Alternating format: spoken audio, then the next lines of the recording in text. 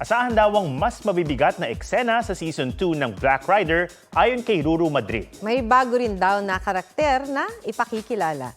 May report si Nelson Canlas.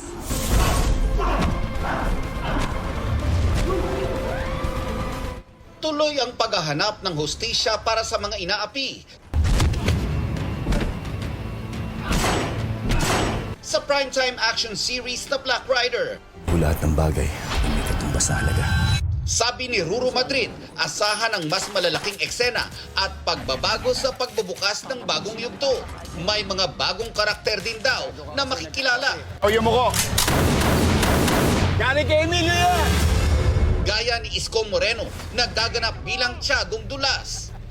Labis daw ang pasasalamat ni Ruru sa mga magagandang feedback, mataas na ratings at gabi-gabing pagpapatrending ng fans.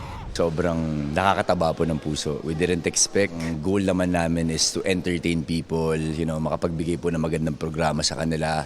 We're just very grateful sa suporta po ng lahat. Ikinatuwa rin ni Ruru ang pagpapakilala naman kay Miguel Tan Felix bilang 8th runner sa Season 2 ng Running Man Philippines. He's very competitive. Alam ko na mag-e-enjoy siya kasama yung co-runners namin. Sigurado nga alagaan din siya ng mga yon. Nelson Canlas nagbabalita para sa GMA Integrated News. Huwag magpahuli sa mga balitang dapat ninyong malaman.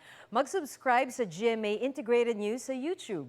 Sa mga kapuso abroad, subaybayan nyo kami sa GMA Pinoy TV at sa www.gmanews.tv.